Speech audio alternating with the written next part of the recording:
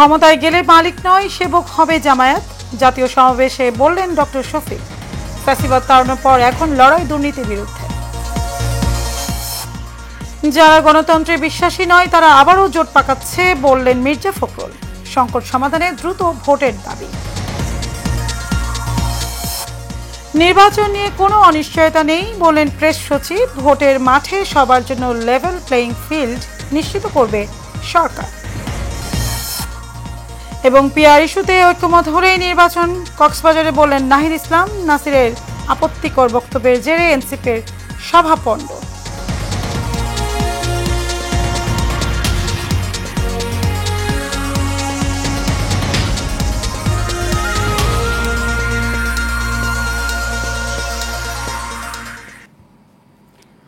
স্বাগত Asian prime নিউজে, আপনাদের সাথে আছে আমি মারিয়া মিকো। এতক্ষণ শুনছিলেন বিআরবি কেবল ইন্ডাস্ট্রিজ লিমিটেড সংবাদ শিরোনাম। চলে যাব পরিসংবাদে। একটা লড়াই হয়েছে ফ্যাসিবাদের বিরুদ্ধে, আরেকটা লড়াই হবে দুর্নীতির বিরুদ্ধে। রাজধানীর সোহরাওয়ার্দী উদ্যানে বাংলাদেশ জামায়াতে ইসলামীর জাতীয় সমাবেশে বাংলাদেশ জামায়াতে ইসলামীর আমির ডক্টর শফিকুর রহমান এই মন্তব্য করেন। তিনি আরও বলেন, জামায়াত ক্ষমতায় গেলে মালিক নয় জনগণের সেবক হয়ে থাকবে। আবির হোসেনের ক্যামেরায় ওয়ালিদ সিদ্দিকীর রিপোর্ট।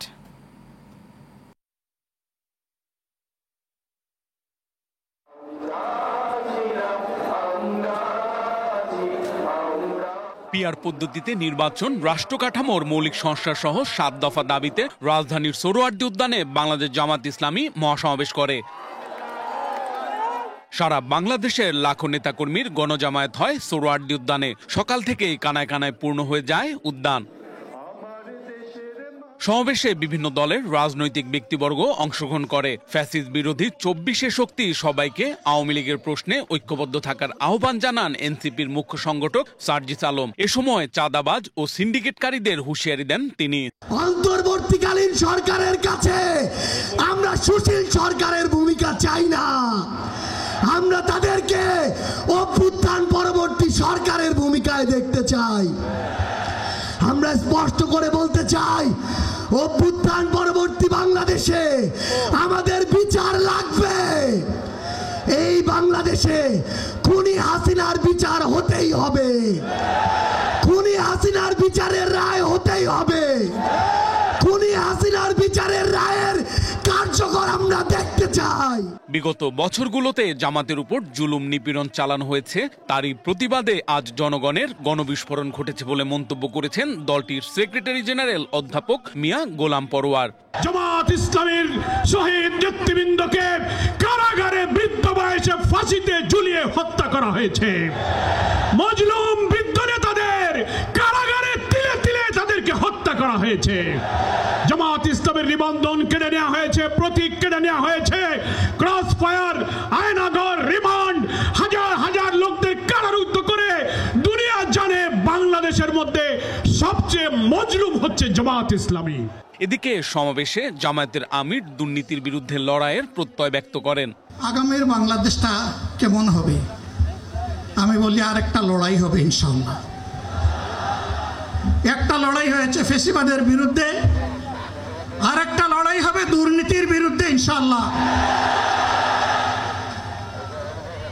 এই দুর্নীতির মূল উৎপাটন করার জন্য যা দরকার, আমরা তারুণ্য এবং যৌবনের শক্তিকে একত্রিত করে সেই লড়াইয়েও ইনশাআল্লাহ আমি জয়লাভ করব।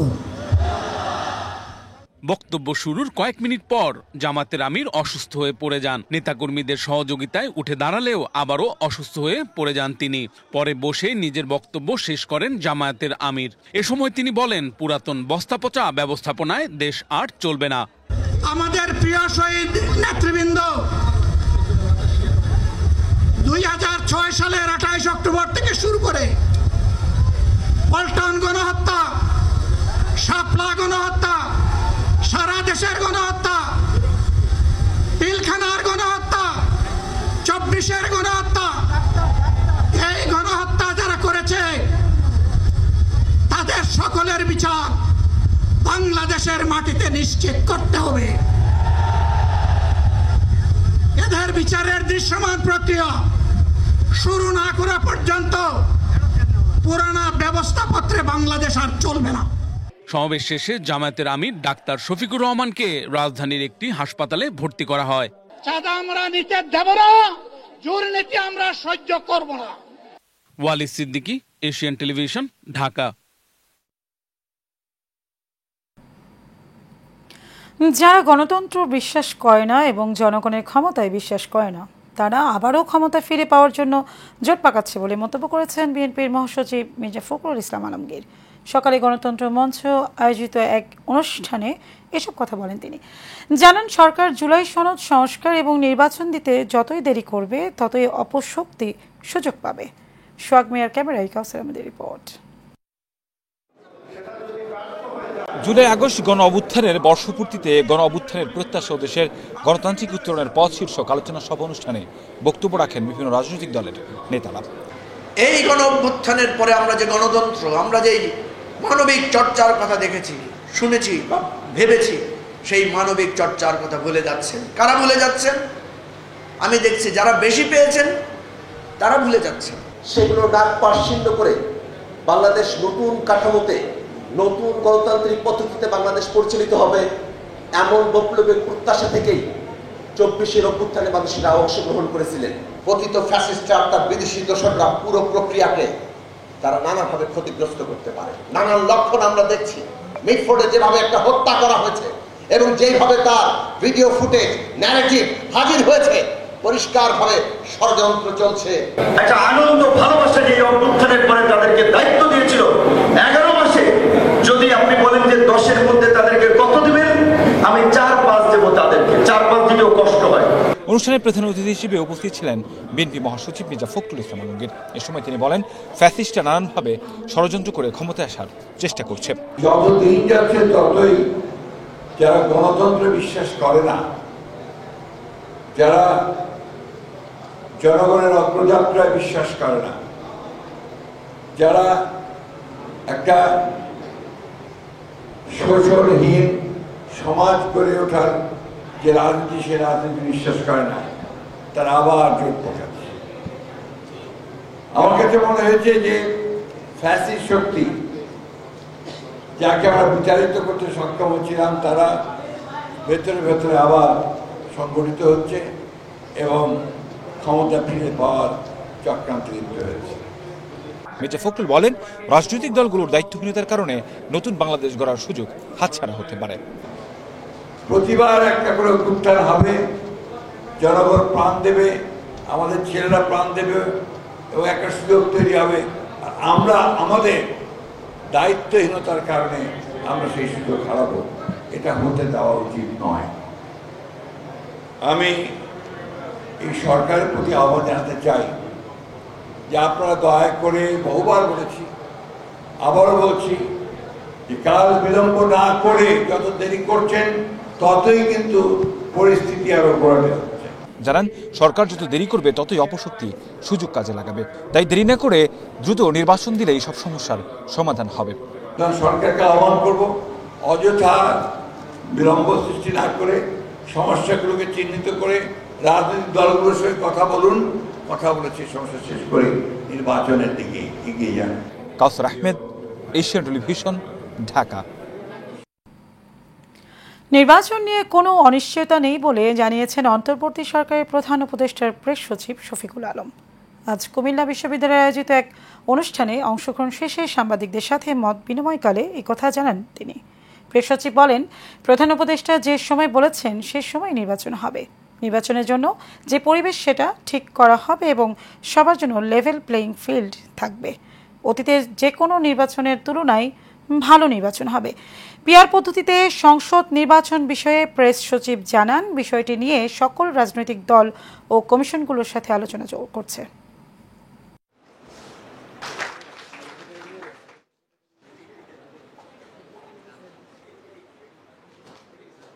নির্বাচন ঠিক যে মাফিয়াতন্ত্র, স্বৈরতন্ত্র, গডফাদারতন্ত্র ও পরিবারতন্ত্রকে বাংলাদেশ থেকে উচ্ছেদ করতে হবে, আর কোনো গডফাদারে উত্থান হতে দেওয়া যাবে না। দুপুরে কক্সবাজার পাবলিক লাইব্রেরির শহীদ দৌলত ময়দানে জাতীয় নাগরিক পার্টির আহ্বায়ক নাহিদ ইসলাম কথা বলেন। তিনি বলেন, জুলাই মাসের মধ্যেই জুলাই ঘোষণাপত্র হতে হবে।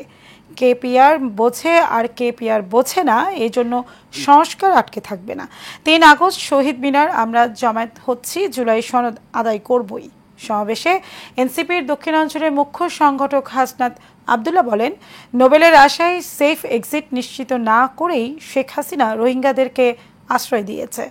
এনসিপির মুখ্য সংগঠক নাসিরউদ্দিন পাটোয়ারির সঞ্চালনায় সমাবেশে এনসিপির সিনিয়র যুগ্ম সদস্য সচিব ডক্টর তাসনিম জারা বক্তব্য দেন।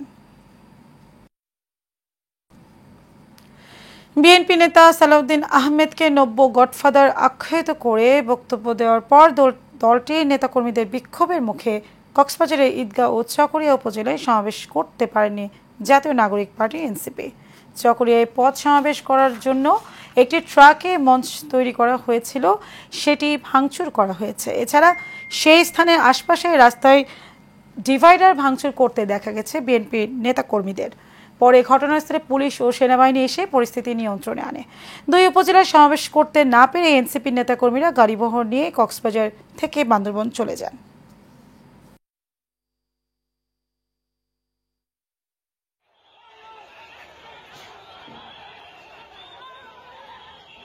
খুলনা বয়রা এলাকায় অতিরিক্ত মদ্যপানে 5 ব্যক্তির মৃত্যু হয়েছে। লাইফ সাপোর্টে আছে আরও একজন। শনিবার সোনাডাঙ্গা মডেল থানাধীন বয়রা পূজা খোলা ইসলামিয়া কলেজ মোড়ে ঘটনাটি ঘটে।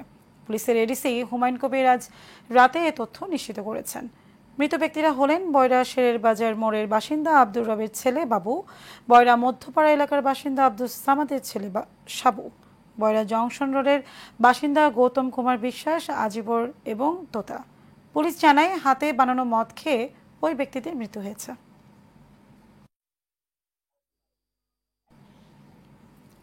মাটি বাঁচান, কৃষি বাঁচান, দেশ বাঁচান, এই স্লোগানে চট্টগ্রামে অনুষ্ঠিত হলো লুমিনাস গ্রুপের টেকসই কৃষি ও কৃষক সম্মাননা প্রদান অনুষ্ঠান। এতে প্রধান অতিথি ছিলেন জাতীয়তাবাদী কৃষক দলের সাধারণ সম্পাদক মোহাম্মদ শহীদুল ইসলাম বাবুল।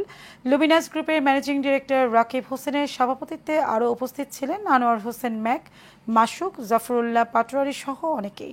পরে বিনামূল্যে লুমিনাস গ্রুপের পক্ষে থেকে 50 কেজি ইউরিয়া সারের বিকল্প ন্যানো গ্রোথ ও মিরাকেল গ্রোথ এবং প্রান্তিক কৃষকদের সম্মাননা প্রদান করা হয়।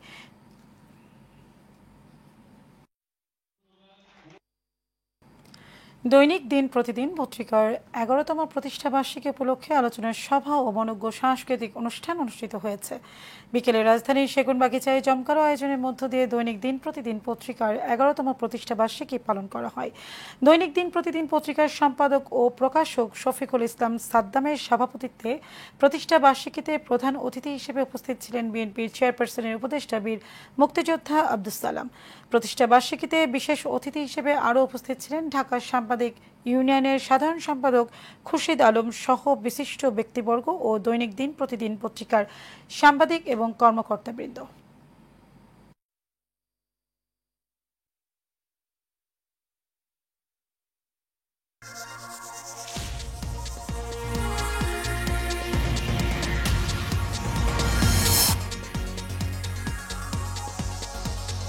জানাবো আরো একবার,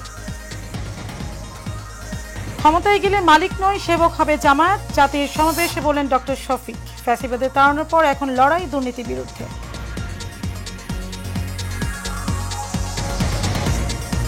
যারা গণতন্ত্র বিশ্বাসী নয় তারা আবারও জোট পাকাচ্ছে বললেন মির্জা ফখরুল। সংকট সমাধানে দ্রুত ভোটের দাবি।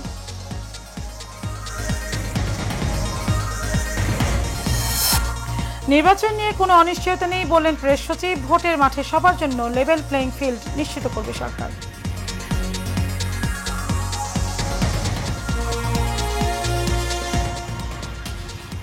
দর্শক, এই ছিল আমাদের এতক্ষণকার আয়োজন। আমাদের পরবর্তী সংবাদ দেখার আমন্ত্রণ রইল। ধন্যবাদ।